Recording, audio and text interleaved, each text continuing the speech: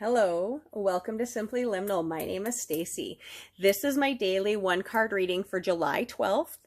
And we are working with the Oracle of the Hecatean Path by Ken Payne and Chris Butler. Now, these one card readings for the month of July, I am calling the Oracle of Hecate, and I believe that these messages are coming through directly to the collective from her. So when you watch this reading, know that there's something important in this for you from her. Some keyword, some bit of guidance, something important. Now, the authors of this deck say Hecate is complex and often misunderstood, which is incredibly true.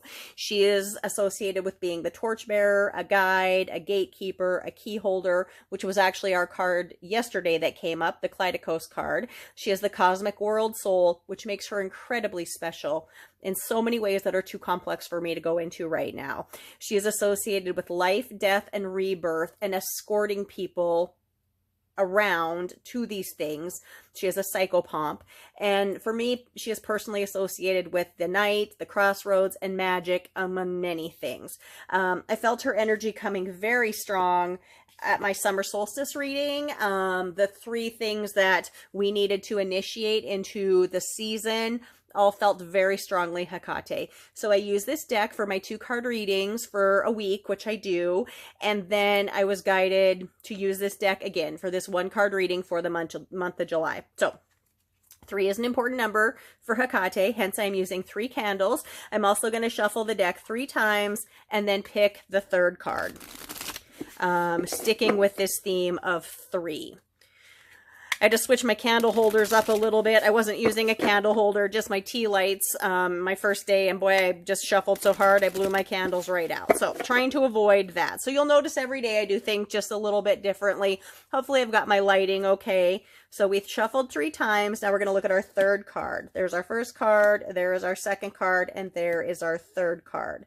And I will read directly from the guidebook because I think it's really important, since I was called to use this deck, that I read directly from the book as the message coming through from her.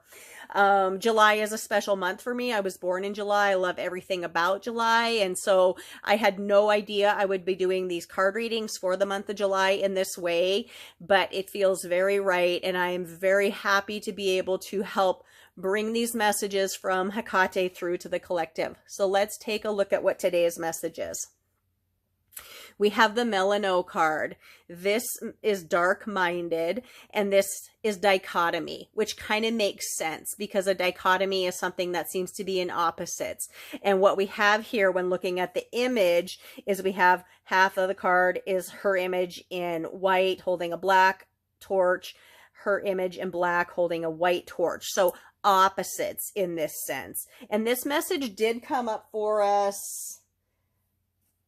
It must have came up for us in our 2-card readings because I definitely remember this card showing for us. So Melano is sometimes considered the daughter. This is just me being a geek about mythology. Melano is considered sometimes to be the daughter of Hades and Persephone, one of their daughters anyways. But in this case, they are using this as an epitaph, which is an ancient name or title for Hecate. So it says here, Melano, dark-minded, and dichotomy. Born of the underworld and the heavens, Hecate Melano's contradictory nature reflects the struggle inside many of us. The task of keeping things balanced within can lead to a schism. In this guise, Hecate knows your highest truths and your most hidden fears.